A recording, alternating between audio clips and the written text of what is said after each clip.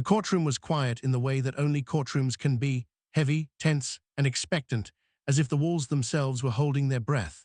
A uniformed police officer sat upright at the witness stand, shoulders squared, voice steady, eyes fixed forward.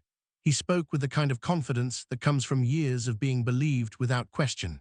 With one hand resting on the Bible he had sworn upon moments earlier, he told the judge and jury exactly what he wanted them to hear. He said the black woman seated at the defense table had been aggressive. He said she had resisted. He said she had lied to him first. And as each false word echoed through the room, no one challenged him. No one interrupted. No one suspected that this single lie, spoken under oath, was about to unravel his entire life. Because what that officer did not know, and what the courtroom could not yet imagine, was that the woman he had just accused was not powerless, not careless, and not who he thought she was. She wasn't there to beg for mercy.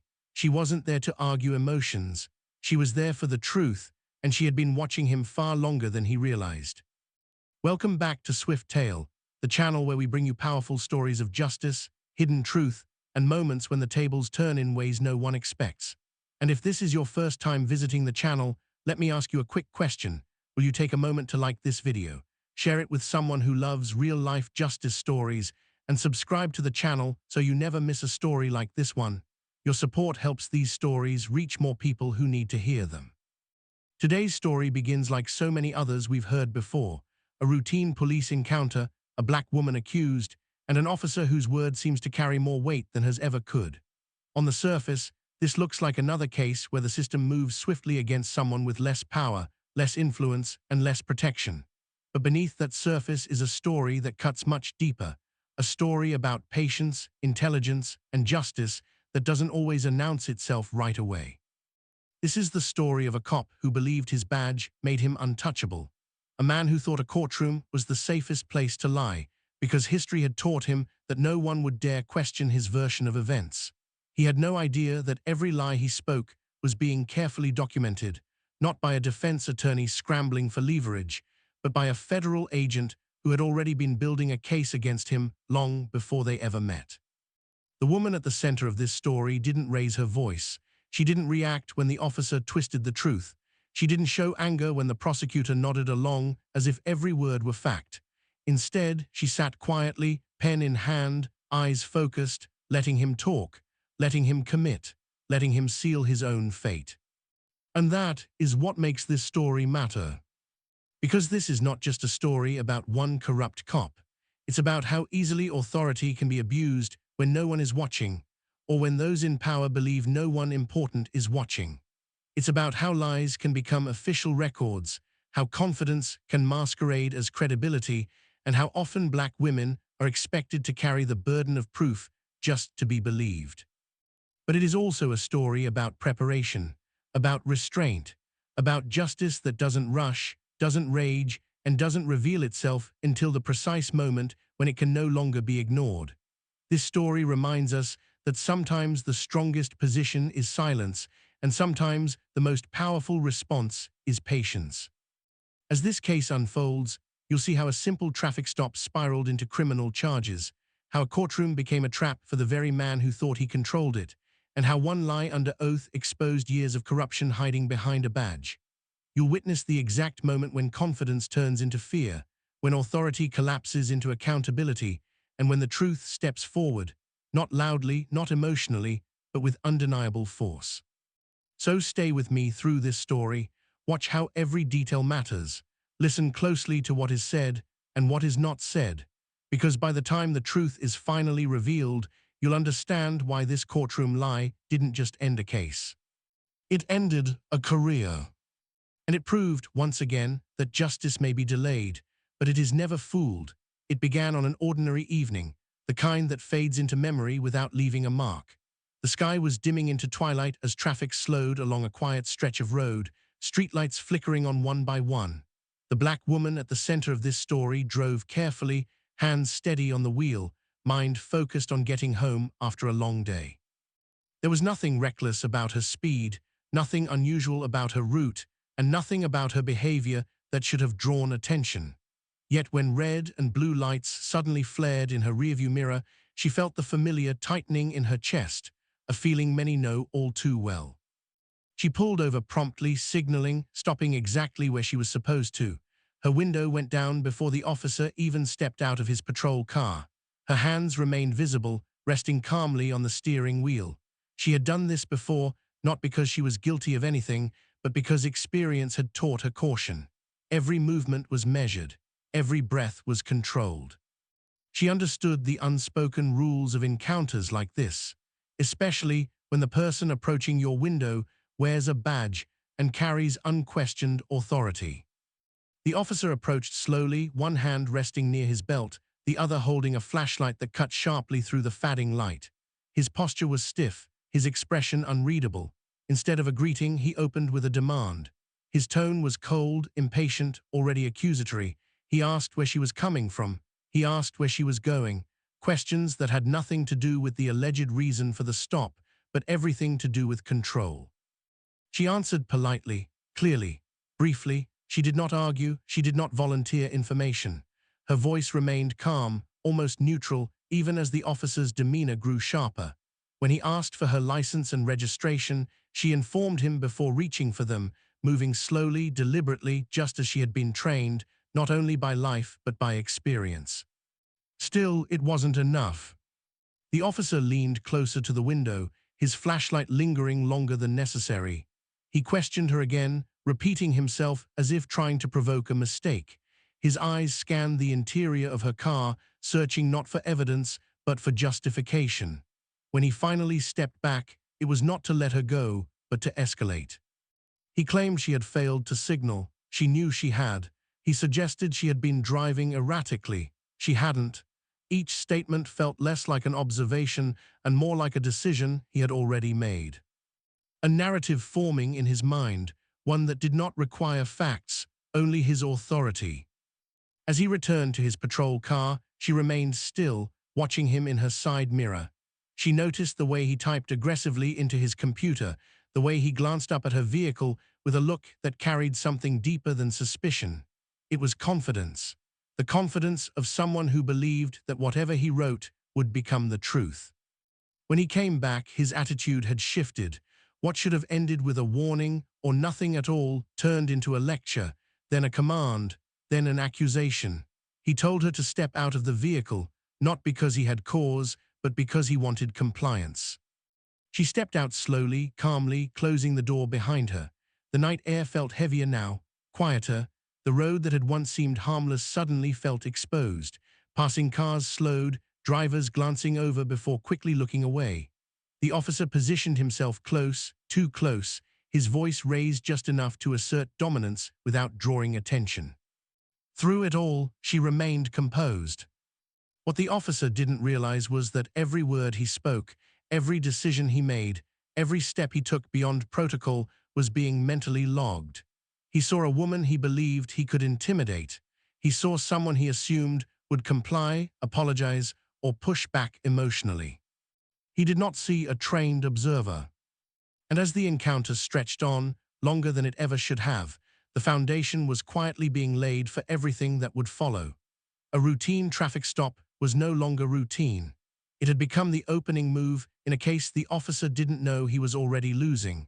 The shift happened quietly, almost invisibly, the moment when an inconvenience became an accusation. Standing on the side of the road beneath the dull glow of a streetlight, the woman listened as the officer's tone hardened, his words slowing as if he were choosing them carefully. What he was doing now had nothing to do with traffic safety. It was about control, about reshaping the encounter into something that justified his authority and excused his behavior. He told her she was being uncooperative.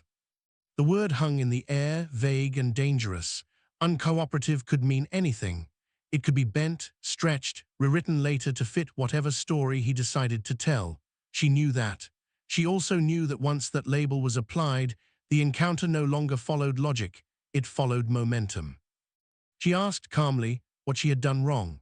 The question irritated him. Officers like him were not accustomed to being asked for clarity, especially not by someone who refused to sound afraid. He responded by repeating himself, raising his voice just enough to signal authority without crossing into something that might draw scrutiny. When she remained composed, When she did not give him the emotional reaction he seemed to want, his frustration grew. That frustration quickly turned into fabrication. He accused her of refusing a lawful order, an order he had never clearly given. He claimed she had been argumentative. He said she made him feel threatened. Each accusation came smoothly, practiced, as if he had used these words before, because he had. When she pointed out, respectfully, that she had followed every instruction, the officer smirked. He turned away, radioing in information that bore little resemblance to reality. His voice over the radio was calm, professional, and authoritative. To anyone listening, he sounded like an officer dealing with a difficult civilian. To her, standing just feet away, it sounded like the beginning of a lie that would soon take on a life of its own. Backup arrived quickly. Another patrol car pulled in behind his, lights flashing, sealing the scene. The presence of a second officer shifted the power completely. Now the original officer didn't need to convince her of anything, he only needed to convince his colleague. And that was easy. A few quiet words exchanged out of her earshot. A nod, a shared assumption. The story was already being agreed upon. She was informed she was being detained.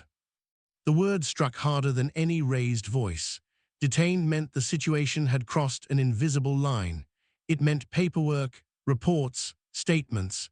It meant that whatever happened next would be written down, typed up, and accepted as fact by people who had never been there. As she was escorted toward the patrol car, the officer spoke loudly enough for others to hear. He repeated the accusations: resistance, non-compliance, suspicious behavior. Each word was chosen carefully, crafted not for truth, but for documentation. This was the version of events that would appear in the official report. This was the narrative that would follow her into court. Inside the patrol car, the door closed with a heavy, final sound. The world outside became muted, distorted through reinforced glass. From that seat, she watched the officers talk, gesture, laugh briefly. She watched the original officer point toward her vehicle, then toward himself, miming authority, ownership, certainty. She knew exactly what he was doing. He was building a story. Later that night, the report would describe her as hostile. It would claim she refused instructions. It would state that the officer feared for his safety, 3 words that carried enormous weight and required almost no proof. The report would omit her calm responses, her compliance, her visible hands. It would leave out his raised voice, his shifting explanations, his unnecessary escalation. And because the report came from a police officer, it would be treated as truth. Charges followed quickly, minor at first, then stacked, each one resting on the same foundation of lies. To an outside observer, the paperwork looked routine, clean, professional. But to her, every sentence read like a distortion of reality, a careful twisting of events designed to protect one man's authority at the expense of the truth. Still, she said very little. She did not argue on the roadside. She did not plead. She did not demand a supervisor, not because she didn't know her rights, but because she understood something far more important. This encounter was no longer just about her. It was about him. And every false charge he added, every lie he committed to paper, only deepened the hole he was digging for himself. By the time she was released and the night finally ended, the officer believed he had won. He believed he had asserted control, enforced compliance, and protected his version of events. He had no idea that the narrative he so carefully manufactured was already being catalogued, not as evidence against her, but as evidence against him. What he saw as routine misconduct was, in reality, the next exhibit in a much larger case. And the court, when it finally heard this story, would hear it very differently, to understand why the officer felt so comfortable lying. You have to understand the world he lived in, a world where consequences were rare, complaints were disposable, and the badge acted like armor. By the time he finished his shift that night, the traffic stop was already fading from his mind. To him, it was nothing more than paperwork and procedure, another civilian put in her place, another report typed up and filed away without challenge. At the precinct, he joked with other officers as he poured himself a cup of burnt coffee. The tone was casual, almost bored. Stories like his were common currency here, minor stops, difficult civilians, reports written to smooth out the rough edges of reality. No one asked for details. No one questioned his version of events.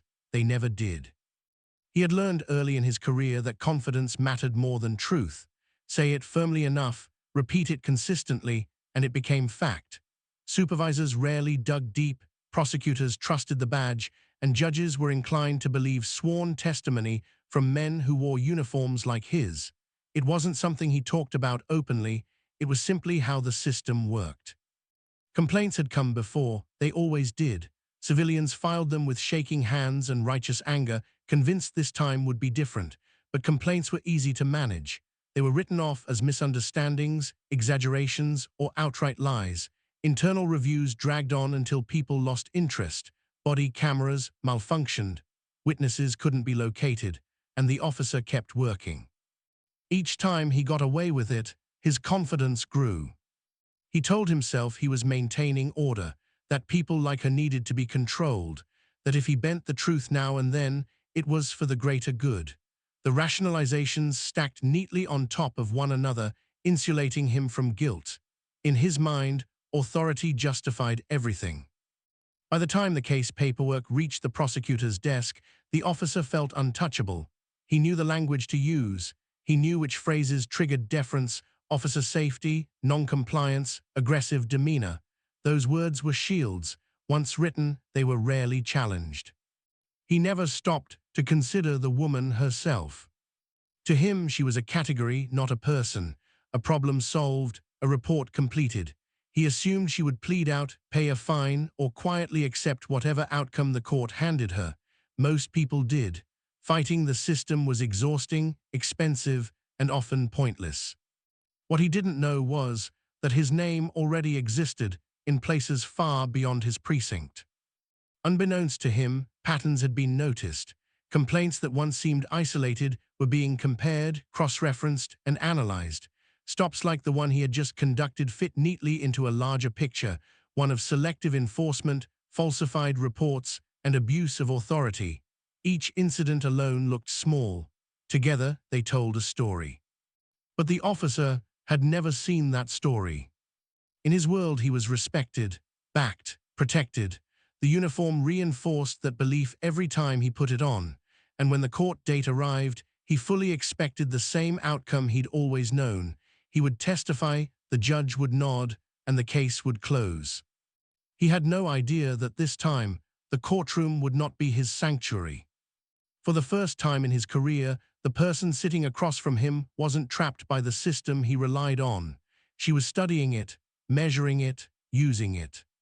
And while he rehearsed his lies with practiced ease, confident that the badge would carry him through once again, a far more dangerous truth loomed just beyond his awareness, one that would turn every word he spoke against him. The arrogance that had protected him for years was about to become his greatest weakness. As the court date approached, two preparations unfolded in parallel, quietly, separately, and with vastly different intentions. On the surface, both sides appeared to be doing the same thing, reviewing reports, organizing timelines, preparing to tell a story. But beneath that surface, the contrast between them could not have been sharper. For the officer, preparation was routine. He treated the upcoming hearing like a formality, an inconvenience more than a threat. Sitting at his kitchen table late one evening, he skimmed through his report, nodding along as if he were reading something written by someone else. The language felt familiar, almost comforting. Subject became hostile, refused lawful commands. Officer feared for safety. He had used these phrases so many times they no longer felt like lies, they felt like tools. He didn't rehearse the truth, he rehearsed consistency. He knew that as long as his testimony matched the report, no one would push too hard. Prosecutors preferred clean narratives, not complicated ones. Judges valued efficiency, and juries, when present, tended to trust a uniform. His job was simply to sound confident, unwavering, and professional. He practiced his answers in short, decisive sentences, trimming away anything that might invite questions. In his mind, the woman would be on the defensive, emotional, reactive, scrambling to poke holes in a story that already carried institutional weight. That assumption relaxed him. It allowed him to underestimate what he didn't bother to understand. Across town, the woman prepared very differently. Her approach was quiet, methodical, and deeply patient. She sat alone with the case file spread out before her, reading not just what was written, but what was missing. She noted the vague language, the convenient gaps, the way key moments were summarized rather than described. She paid close attention to timestamps, radio logs, and phrasing that suggested coordination rather than observation. She wasn't preparing to argue, she was preparing to reveal. Unlike the officer, she did not rely on memory alone. She cross-referenced every claim against known procedures. She compared his report to departmental policy, to standard training, to what officers were taught to say when they wanted to justify escalation. Each similarity confirmed what she already suspected. This wasn't a mistake, it was a pattern. She spoke briefly with her attorney, offering only what was necessary. There was no dramatization, no emotional appeal. She asked precise questions, clarified timelines, and ensured that every step remained controlled. She understood that timing mattered more than volume, and that the most effective truth is often the one delivered when no one expects it. While the officer reassured himself that the system would protect him, she relied on something far more powerful: documentation. She reviewed recordings. She examined logs. She traced connections that extended beyond her own case. Where he saw an isolated incident, she saw a thread woven into a much larger fabric. And she knew that courtrooms were dangerous places for people who told lies often enough to forget how fragile they were. In the days leading up to the hearing, the officer joked about it with colleagues. Another paper stop, he called it. Easy win. His confidence was genuine. He had never lost before. She, meanwhile, said nothing. No one saw her practice testimony. No one heard her rehearse lines. She didn't need to. Her role was not to dominate the room. It was to let the truth surface naturally at the precise moment when denial would no longer be possible. By the time the court date arrived, both sides believed they were prepared. One was preparing to defend a lie. The other was preparing to let that lie collapse under its own weight. The courtroom came to life with a quiet ritual that felt almost ceremonial. Wooden benches creaked as people took their seats. Papers shuffled. A bailiff's voice cut cleanly through the low murmur, calling the room to order. At the front, the judge entered, robes flowing, expression neutral and unreadable. To anyone unfamiliar with this space, it might have seemed calm, orderly, fair. But to those who understood power, the imbalance was already clear. The officer arrived in uniform. The decision was deliberate. The badge was polished, the creases sharp, the posture rigid with authority. He took his place with practiced ease, nodding respectfully toward the judge, exchanging brief, familiar glances with the prosecutor. He belonged here. The room responded to him instinctively, subtle shifts in attention, an unspoken assumption of credibility. This was his terrain. Across the room, the woman sat quietly beside her attorney. No uniform, no visible symbols of power, just composed stillness. Her hands rested neatly on the table, a legal pad in front of her, pen aligned with its edge. She observed everything: the way the officer sat back comfortably, the way the prosecutor leaned toward him, the way the judge's eyes lingered a fraction longer on the badge than on her face. When proceedings began, the imbalance only grew more apparent. The prosecutor spoke first, framing the case with confident simplicity: a routine stop, a non-compliant subject, an officer forced to escalate for safety. The narrative flowed smoothly, almost effortlessly, supported by the assumption that no one would seriously challenge it. As the story was told, heads nodded, notes were taken, the foundation was laid. Then the officer was called to the stand. He walked forward with measured steps, shoulders back, chin lifted. He raised his right hand and swore to tell the truth, his voice steady as he repeated the oath. There was no hesitation, no flicker of doubt. If lying carried weight, he did not feel it. From the witness stand, he commanded the room. He described the traffic stop with authority, his language crisp and rehearsed. He spoke of erratic driving, of suspicious behavior, of a woman who refused to follow instructions. He emphasized his training, his experience, his concern for safety. Each sentence was delivered with calm certainty, designed not to provoke questions, but to prevent them. The prosecutor guided him gently, allowing him space to reinforce his credibility. Dates, times, actions, all aligned perfectly with the report. The story sounded complete, logical, professional. The woman listened without visible reaction. She did not interrupt. She did not whisper to her attorney. Her expression remained neutral, almost serene. If the officer noticed her at all, he mistook her stillness for resignation. From his perspective, this was going exactly as expected. The judge leaned forward slightly, attentive. The room was quiet now, the kind of silence that signals belief settling into place. This was the moment the officer had always relied on, the moment when his word became fact. What he did not see were the subtle shifts beneath the surface. The careful way the woman noted specific phrases, the pause she marked when his timeline skipped too cleanly over key moments, the tension beginning to build, not from confrontation, but from precision. The lie was being allowed to breathe, to stretch itself comfortably across the courtroom. Because lies spoken with confidence often feel strongest just before they collapse. As the officer finished his testimony and sat back, convinced he had secured the narrative, the courtroom appeared settled, orderly, decided. But beneath that calm, the balance of power was already starting to tilt. And the officer, still unaware, had just walked himself deeper into a trap he could no longer see. The most dangerous moment in any lie is not when it is first told, but when it is repeated with certainty. When the defense rose for cross-examination, the officer straightened in his seat, unbothered. He had been here before. Questions, answers, a few attempts to trip him up, nothing he couldn't handle. He reminded himself of the rule he lived by: never hesitate, never soften, never retreat. The attorney's voice was calm, almost conversational, as the first questions were asked. Clarifications, really, times, distances, sequence of events. The officer answered smoothly, matching his report word for word. Each response reinforced the appearance of reliability. To anyone watching, it looked like a man with nothing to hide. Then came the moment where the lie stopped being passive and became deliberate. The attorney asked whether the woman had ever raised her voice. The officer said yes, without pause. Asked whether she had ignored direct commands, he said she had, firmly. Asked whether her behavior made him fear for his safety, he leaned slightly forward and said the words that carried the most power of all: yes, absolutely.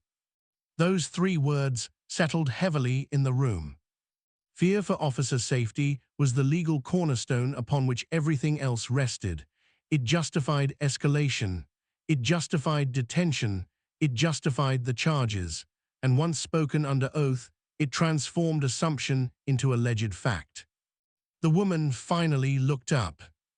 Not abruptly, not with anger, just enough to meet his eyes for the briefest moment.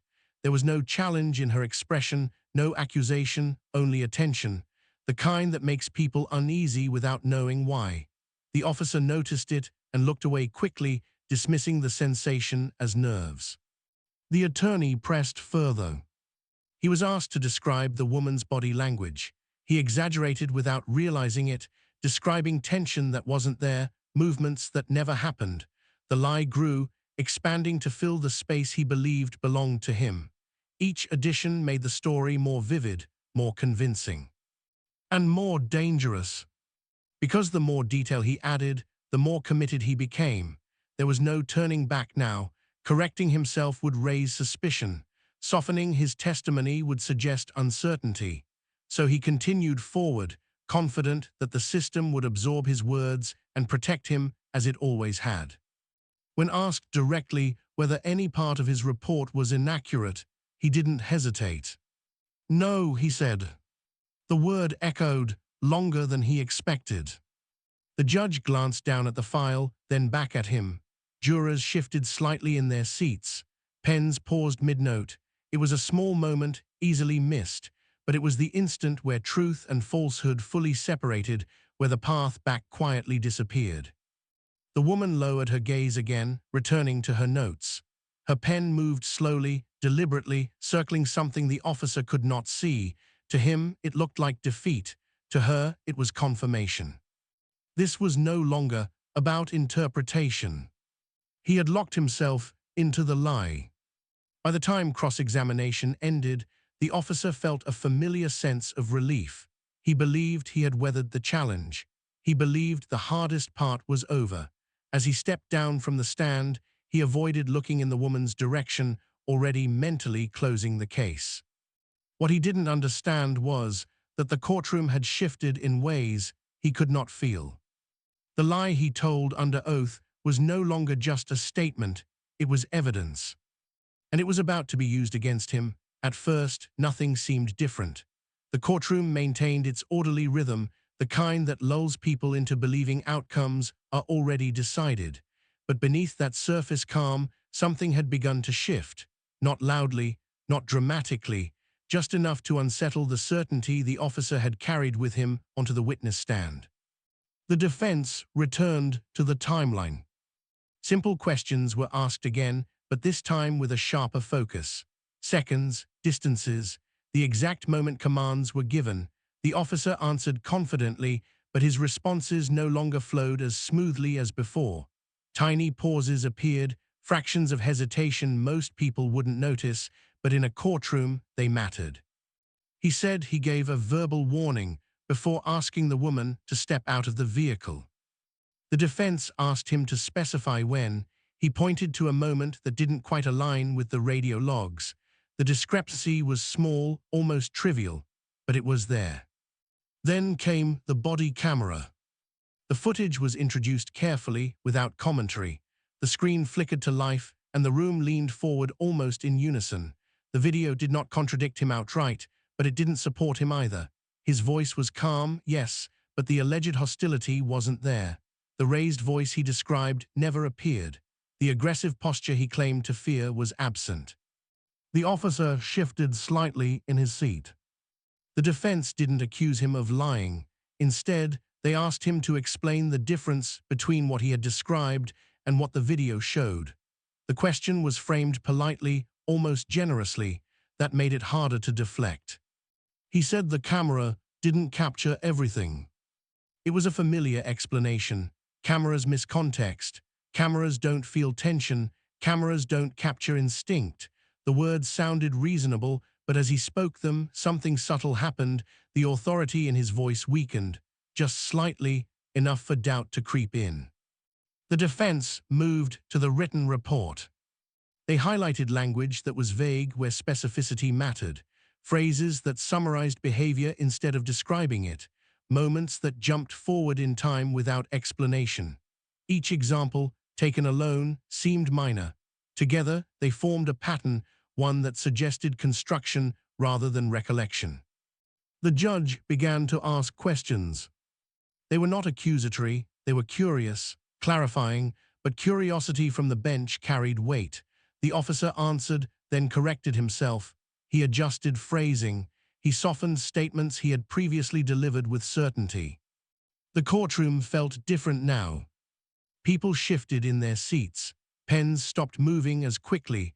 The prosecutor glanced down at notes more often than before. The narrative that had once felt airtight now felt flexible, and flexibility was dangerous. Through it all, the woman remained still. She watched the process unfold without reaction, as if she had seen it all before. Her calm stood in sharp contrast to the officer's growing tension. A bead of sweat formed at his temple. He wiped it away discreetly, forcing a small smile when eyes turned toward him. The defense concluded this phase without fanfare. No accusations, no grand statements, just a quiet implication left hanging in the air. Something here doesn't add up. The officer told himself it was fine. Discrepancies happened. Doubt didn't equal guilt. He had survived worse. Yet for the first time, the certainty he relied on began to erode. Because the cracks in his story were no longer invisible. They were on the record. And as the court recessed briefly, the woman closed her notebook, steady and composed, knowing the most dangerous part was still ahead, not for her but for him. When the court reconvened, the atmosphere felt noticeably heavier, as if the room itself sensed that something irreversible was approaching. Conversations quieted more quickly than before. Even the officer, seated stiffly at the prosecution table, felt it, an unfamiliar pressure settling in his chest. He told himself it was nothing. Just fatigue, just nerves. Still, he could not shake the sense that the ground beneath him was no longer solid. The defense rose slowly. There was no dramatic flourish, no raised voice demanding attention. Instead, the attorney requested permission for a brief clarification.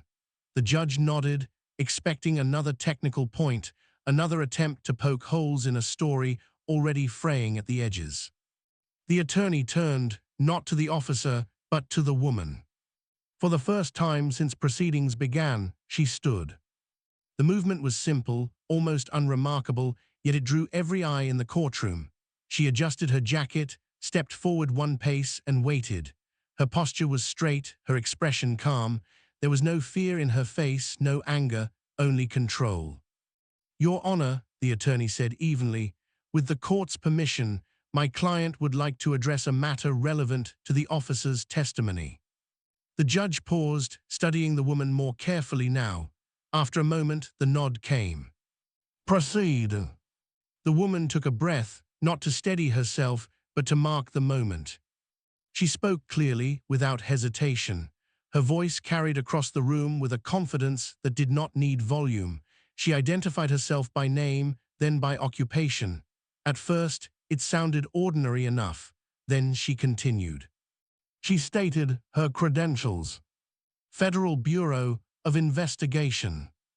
The words landed softly, and yet they changed everything.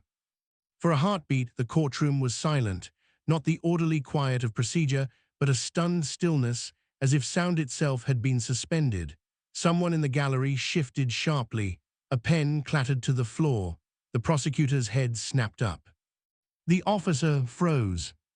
His body reacted before his mind could catch up. His shoulders stiffened, his jaw tightened, his eyes fixed on her as if seeing her for the first time. The confidence he had worn like armor cracked instantly, replaced by confusion, then recognition. She continued speaking. She explained that she had been working undercover, assigned to assist in an ongoing investigation involving misconduct within the department. She stated that her encounter with the officer had not only been documented, but preserved, along with his report, his testimony, and every discrepancy now on record. The judge leaned forward. The prosecutor looked down at his notes, then back at the officer, searching his face for reassurance that did not come. Murmurs rippled through the gallery before being quickly silenced. The woman did not raise her voice. She did not accuse. She simply stated facts. She explained that the officer's sworn testimony directly contradicted evidence already in federal possession, that his statements under oath were not isolated errors, but part of a documented pattern, and that the lie he had just repeated, confidently, publicly, under oath, had been anticipated. The officer's mouth opened slightly, then closed. For the first time, he understood. This courtroom was not his refuge. It was the final piece. The judge called for order, voice firm now, authority unmistakable. Proceedings halted. A brief recess was declared, but no one moved. Eyes remained fixed on the officer, whose world had just collapsed in the space of a few sentences. As the woman returned to her seat, she did not look at him. She didn't need to. The lie had done exactly what it was always going to do. It had exposed him. The courtroom resumed after a brief recess, but the atmosphere had shifted irrevocably. The officer who had once walked in with unwavering confidence now sat in tense silence, aware that the truth had caught up to him. Proceedings moved swiftly thereafter. Investigations were confirmed, discrepancies noted, and consequences initiated. The judge made clear that any attempt to mislead the court, especially under oath, would be taken seriously, and the weight of documented evidence meant the officer could no longer rely on the assumptions he had once held. The woman remained composed throughout, her professionalism unshaken. She had followed the law, the process, and her training precisely. Justice, in its patient and deliberate manner, had spoken, not through anger, not through spectacle, but through measured fact and irrefutable evidence. The officer had underestimated the power of preparation, the quiet strength of truth, and the inevitability of accountability.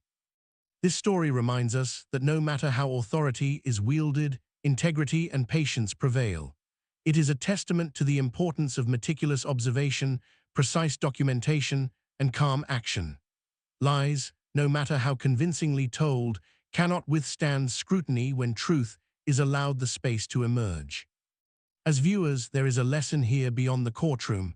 Stand up for truth, even when it seems inconvenient. Observe closely, trust in preparation, and understand that courage often takes the form of patience rather than aggression. If this story resonated with you, I encourage you to take action. Like this video, share it with friends or anyone who needs to hear it, and subscribe to Swift Tale to follow more real-life stories of justice and truth. Leave a comment below with your thoughts. How did you feel watching the officer face the consequences of his lies? Your engagement not only supports this channel, but also sparks meaningful conversation around accountability, integrity, and courage. Justice may be delayed, but as this story shows, it is never denied. And sometimes, the most powerful victories come not through confrontation, but through patience, observation, and unwavering commitment to the truth. The aftermath of the courtroom revelation rippled far beyond the walls of the courthouse. Inside the police department, whispers began immediately. Officers exchanged uneasy glances, some trying to appear casual while their minds raced. Emails circulated discreetly. Supervisors held briefings, their tones more cautious than usual. The incident that had seemed isolated on the road now revealed deeper concerns. Internal Affairs quickly launched a formal review. The officer's actions, once overlooked or dismissed, were now scrutinized under the weight of federal attention. Every stop he had made in the past year was catalogued. Complaints were revisited.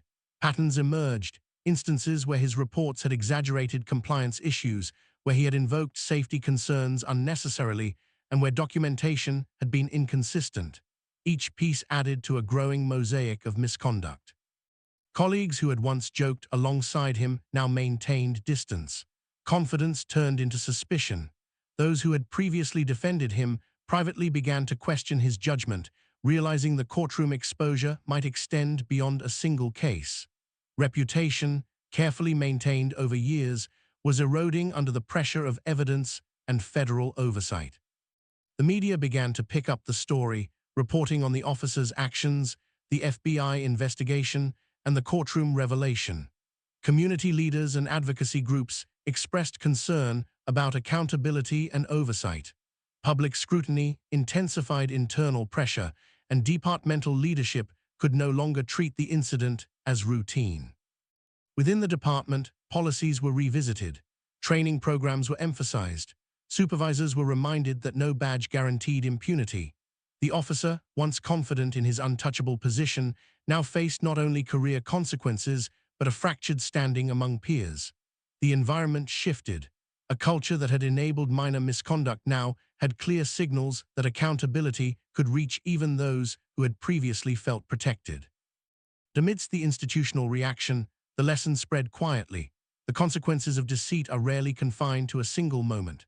They accumulate, touch multiple lives, and when exposed, reshape entire systems. The officer had underestimated the ripple effect of one lie under oath, and now he and the department would reckon with it in ways that could not be undone. News of the courtroom revelations spread quickly through the community, igniting conversations that had long simmered beneath the surface.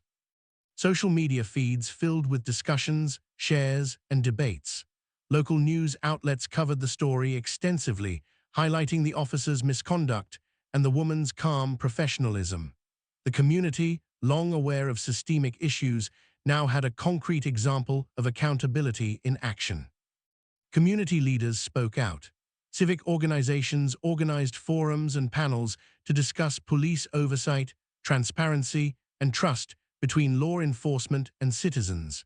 The case became a reference point for ongoing discussions about reform, highlighting the need for vigilance and active participation in holding authority accountable. Residents expressed a mix of emotions: relief that justice had been served, frustration over the recurring abuses of power, and a renewed determination to ensure oversight mechanisms were strengthened. The woman's courage and patience became a symbol of resilience, inspiring many to believe that one person, armed with truth and preparation, could make a difference. The story also sparked debates about broader systemic issues. Legal experts discussed the implications of lying under oath and the responsibilities of law enforcement officers. Advocates for civil rights emphasized the importance of documenting encounters and the power of patience and precision in facing authority. Community meetings emphasized practical steps residents could take to protect themselves and encourage accountability within local law enforcement. For the officer, the public scrutiny added pressure to the internal consequences he was already facing. Public opinion shifted decisively, and his credibility, once unquestioned, was now in tatters. People began questioning his past encounters, highlighting the dangers of unchecked authority and advocating for reforms to prevent similar incidents. Through it all, the community's response illustrated a vital principle, that when the truth is revealed, it does not only affect those directly involved. It inspires dialogue, prompts action, and reinforces the idea that accountability is not just a legal concept, but a societal responsibility. The ripple effect of one lie exposed under oath extended far beyond the courtroom, reminding everyone that justice, when executed with patience and integrity, can reach even the most entrenched systems of power. Once the story reached national news outlets, it took on a new dimension. The narrative that had unfolded in a local courtroom was now shared across the country, capturing the attention of viewers, readers, and commentators alike. Headlines emphasized the shocking exposure of an officer lying under oath and the calm, calculated response of the woman who revealed the truth. The story became a talking point in discussions about law enforcement accountability and civil rights. Television segments analyzed the timeline of the traffic stop, the officer's testimony, and the subsequent revelation of the woman's FBI affiliation. Panel discussions highlighted the implications of perjury, the importance of evidence-based oversight, and the courage it takes to confront authority with precision and patience. Experts weighed in, breaking down the legal aspects of lying under oath and the potential criminal consequences for the officer involved. Social media amplified the story further. Clips, commentary, and threads dissected each part of the incident, from the initial traffic stop to the courtroom confrontation. People across the nation engaged in debates about systemic issues within law enforcement, sharing personal experiences and emphasizing the importance of accountability. The woman's composure and professionalism became widely praised, with many recognizing her as a symbol of measured, effective action against misconduct. The officer's reputation suffered even more under this national spotlight. Past encounters were examined, prior complaints resurfaced, and public sentiment turned firmly against him. Calls for thorough investigations and departmental reforms grew louder, demonstrating that accountability is not only enforced internally, but can be pressured externally through informed public awareness. National organizations advocating for civil liberties and police reform highlighted the case as a significant example of systemic vulnerabilities and the power of evidence-based intervention. The story served as an educational tool, showing both the dangers of unchecked authority and the methods by which truth can prevail when approached strategically and ethically. The exposure on a national level reinforced a critical message. When the truth is revealed, its impact can extend far beyond the individuals directly involved, influencing policy discussions, public perception, and systemic change. This story became more than a courtroom drama. It became a catalyst for conversation, awareness, and ultimately accountability at multiple levels of society. The aftermath of the case extended far beyond immediate consequences for the officer. It left a lasting imprint on law enforcement practices, community awareness, and the perception of accountability. Internally, departments revisited training programs, emphasizing honesty, thorough documentation, and ethical conduct. Officers were reminded that credibility, once lost, is nearly impossible to recover, and that every action, especially under oath, carries weight beyond the individual moment. For the community, the story reinforced the importance of vigilance and documentation. Citizens became more aware of their rights, the value of remaining calm during confrontations, and the power of thorough observation and careful reporting. Workshops, community forums, and local discussions used this case as a teaching point, emphasizing that integrity and preparation can protect individuals and inspire collective action. The woman's example became a touchstone for others in law enforcement, civil service, and the public sector. Her methodical, patient approach demonstrated that courage is often measured in composure rather than aggression, in strategy rather than impulse.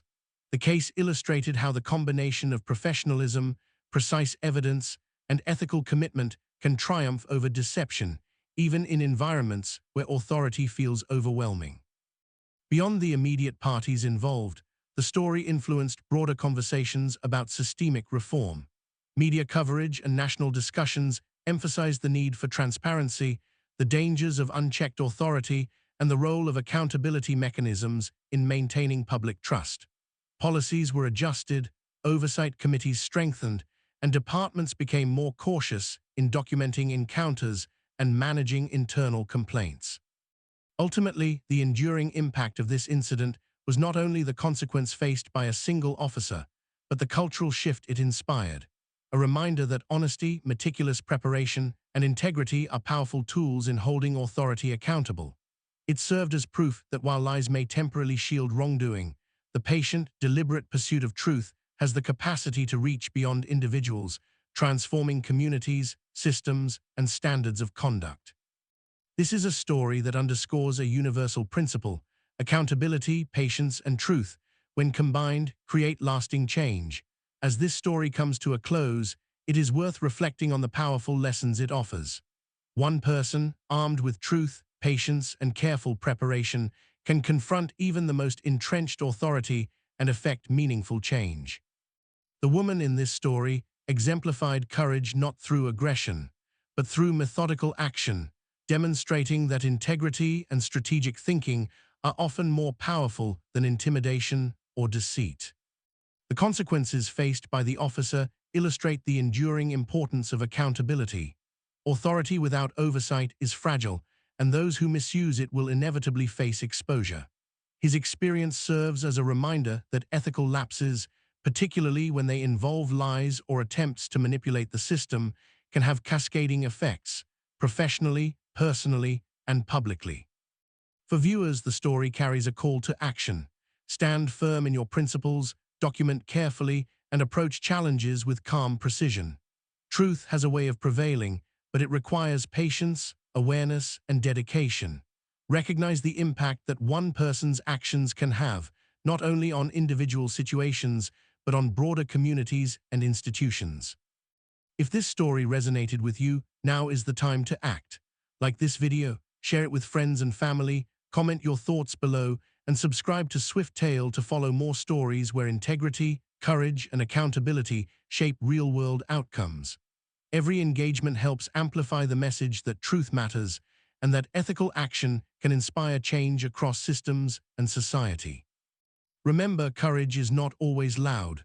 Sometimes it is quiet, deliberate, and unyielding, and sometimes it is all it takes to turn the tide of injustice.